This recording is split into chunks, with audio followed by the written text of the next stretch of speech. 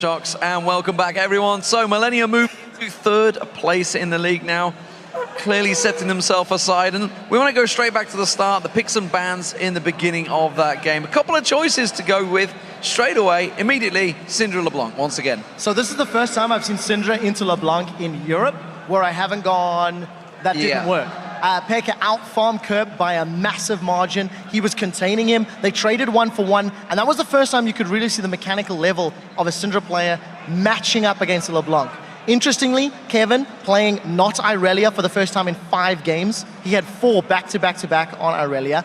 And I also want to consider, had the Syndra not been Syndra and been swapped to a Twisted Fate, it may have countered Evelyn, it may have countered Twitch. There was some discussion about whether or not that pick was really ideal because there wasn't a lot of damage on the Fnatic squad. And it's not only the Syndra, it's also the Twitch. You got to think, they went with Lee Sin as the first pick option, of course, for Cyanide, but it left LeBlanc and Twitch open, which Millenium, of course, picked up. And they were the big game changers in this match. Yeah, they really, really were. The one thing that I really liked about the Evelyn that was locked in by Cotnex a little later is how he backed up his teammates.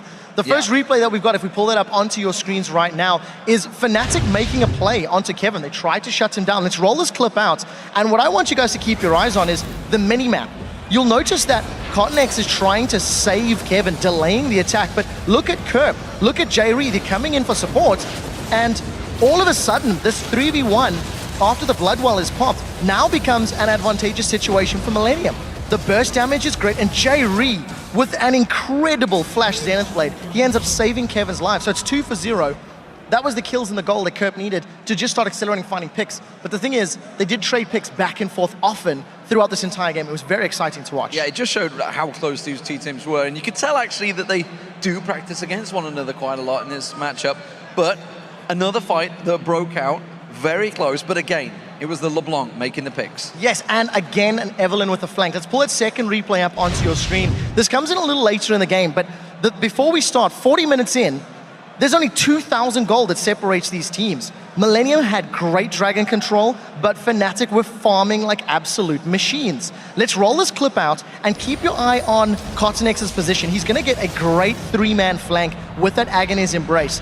Comes in from the sideline, is going to just split up Fnatic. You'll see that Reckless is just miles away out of the fight.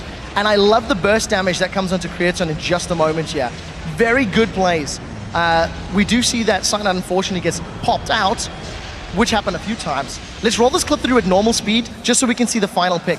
And basically, every single time an engage happened, Millenium had the single target damage and CC to find a pick, which got them a little further ahead, and Kerb would close it out.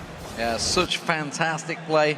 All out with the trackball, who'd have thought? So Millenium now in clear third place. Of course, it means Fnatic fall down to 4th place, equal with Super Hot Crew. How do we see these teams leveling out? We're halfway through the season now. Millenium needs to play something other than pick comps. I'm going to keep calling them out. They keep playing pick comps. And yes, it's working for them, but they played pick against quasi-pick from Fnatic and came out ahead. If Fnatic had better map control, those picks may not have happened. Well, we need to take a quick caster cooldown, and when we return, it will be time for our last match of the day. It's going to be Alliance facing